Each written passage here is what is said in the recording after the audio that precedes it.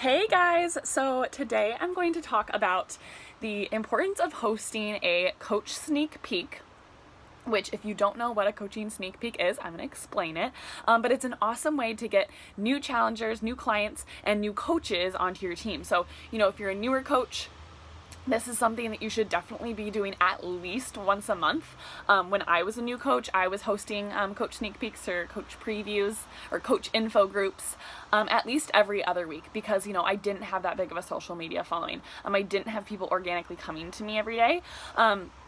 So reaching out and creating these groups where you're talking about what coaching means or you're talking about what a challenge group is and why it's so important is crucial in growth of your business, and it's crucial in growth of your team, right? Because the success that we find as coaches is directly reflective of our ability to create a team and to onboard coaches and teach them to do what we do, right? And run challenge groups with us and help people.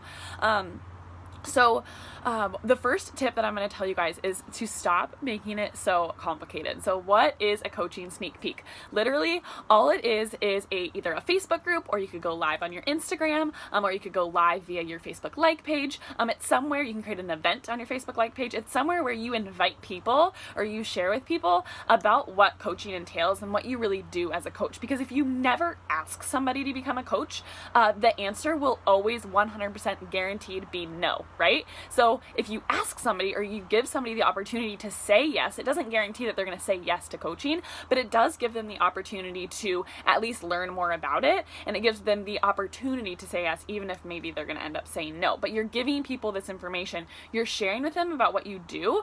Because I find a lot of the times, especially with new coaches, they're like, oh, like no one really wants to join my team. And one of my questions is, oh, well, have you hosted a coaching sneak peek? Have you hosted, a group where you're authentically sharing your story, what you love about coaching, and why you think that they would love it too, right? Not everyone is going to be gung-ho from the beginning, but it's important to constantly be sharing this and constantly host coach sneak peeks. I know my upline, Jamie, she's been coaching for 5 years, and she still hosts at least one coaching info group every single month. Like, consistency is key, guys.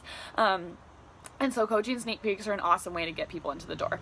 But my first tip, again, is stop making it complicated. So I think that we often assume that either we need 30 plus people in our group, or we need this crazy outline on how to create our coaching sneak peek group, or what we should say or what we should not say. And really, guys, it's super simple. There are four posts that I make within a Facebook group, and I create a private Facebook group for mine. There are 4 posts that I do throughout the course of the 3 or 4 days that I create the group, and that's it. That's all I do.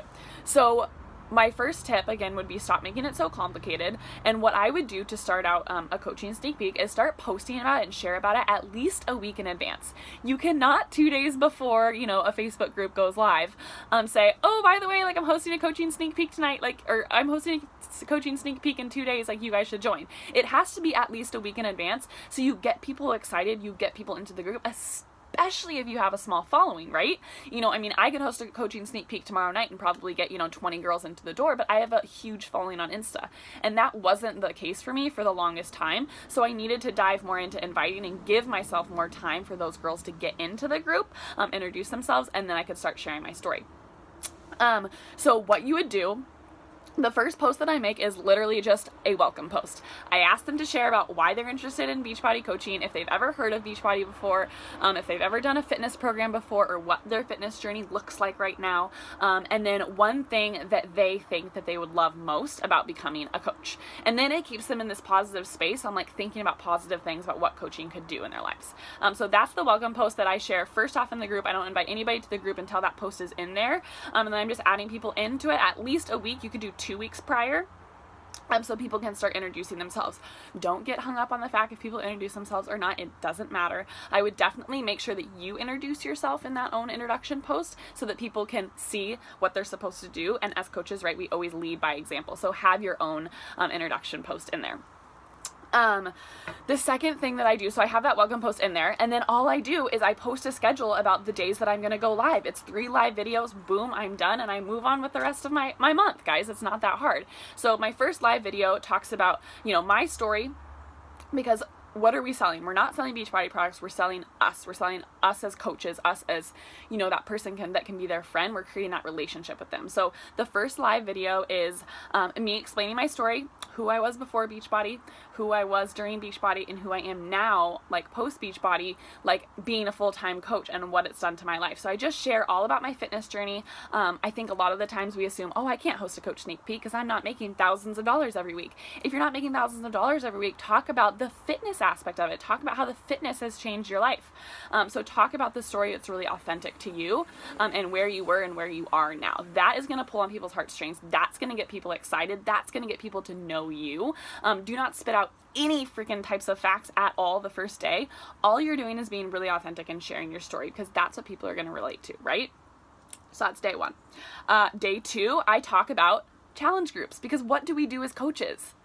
The only thing that we do as coaches is help people. The challenge group is our bread and butter of our business. So even if you were to onboard a coach, what is your first step as a coach? Or what is your first step when you're going to onboard a coach? You're going to get them plugged into a program. You're going to go require them to get amazing results and commit to a nutrition and a meal plan and Shakeology, right? So the challenge group should be the forefront, and a challenge group is so much easier to sell than trying to convince somebody to start an online business through fitness when they know nothing about Beachbody and nothing about running an online business, right? So sell the challenge group piece. Sell the fact that like these groups are freaking amazing and you find so much excitement and positivity and encouragement from these girls. Talk to them about the ability to, you know, work out from home and follow a simple nutrition plan. When I'm doing my live video in the coaching sneak peek, I always turn my live camera around and I go to my most recent challenge group and I just scroll through the group and I show them what it looks like.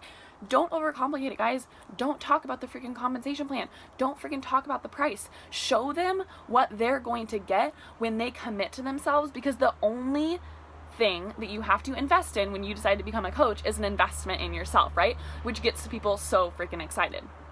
Because like I said before, the first step to becoming a coach, if you were going to onboard a new coach, is you plug them into a challenge group, because they're not going to be a successful coach if they don't commit to a program. So stick in that place of, you know, helping them, showing them how you are going to help them, so then they can visualize down the road, okay, this is what she does.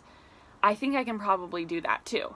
Versus if you start spitting out facts about the compensation plan, facts about rank, facts about, you know, oh my gosh, I get to travel and leave my job and do this and that, that's overwhelming to them. That's too much for them to handle, especially as somebody who just wants some information about what the hell it is you do as a coach. Keep it in that positive mindset of just about, we help people, this is what we do, this is why I love it, and I think that this is why you would love it too.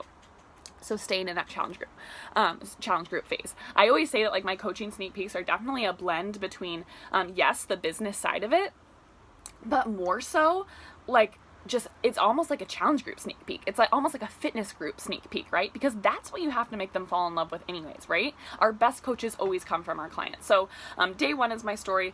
Day two is the challenge groups. And then day three, I give them the facts. I tell them what's included in a challenge pack. I tell them how they can start out. I tell them the price. I tell them that registration will go live and it'll be open until the following Sunday, because usually I run mine like Monday, Tuesday, Wednesday, or Tuesday, Wednesday, Thursday. And I just get them really excited to commit to their own journeys. I don't get them excited about running a multi-million-dollar business and leaving their job and living a wanderlust lifestyle. Like, that would be so overwhelming, right?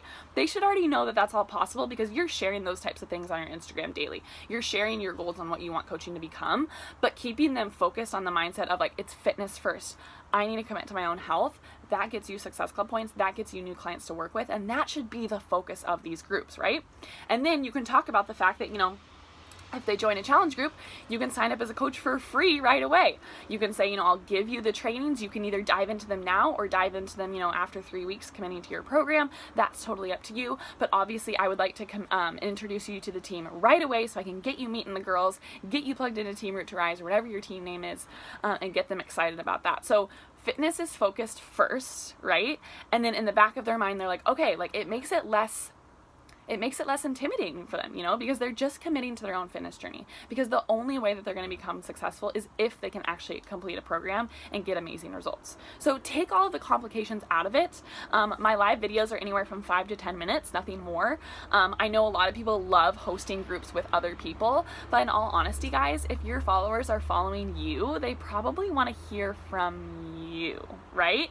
And if on that day where you're sharing about the challenge group and you're flipping your phone around and showing them the challenge group, they're going to see that there's tons of other people in there, that you're not alone, that this is something that's real. But, you know, I mean, I would question whether, you know, if you're always just planning on or hoping that you're just going to run groups with other people and, like, they're going to bring people in and, like, you can just, like, kind of ride along. Like, I would do a more intimate group with 3 or 4 girls and give them your all and have them connect to you versus, you know, getting so obsessed with, well, I need a group of 5 other girls to run this with, so there can be more people in the group and more excitement, you know? Yeah, people are joining you and following you on Instagram because they're interested in your story and your journey, so they want to hear from you. So coaching sneak peeks are simple. You should be hosting one minimum once a month. If you're pushing to diamond, I would say host one every single week. I know a lot of my coaches do that. Plan a day of the week where you're always going to be starting it, so that when you're having all of these conversations in the back end or in your DMs, you have an automatic place to put people into. If you're not currently running a coaching sneak peek, it's always easy to, like, you know, put a girl into a previous sneak peek that you ran, you know, a couple weeks ago. I've done that before as well.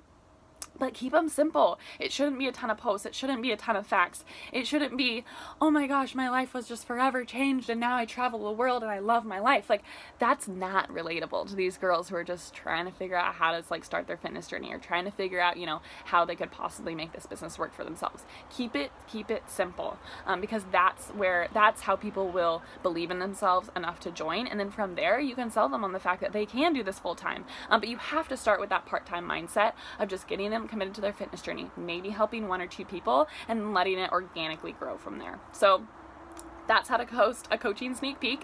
Keep it simple. There is nothing complicated about it at all, and hopefully this is helpful.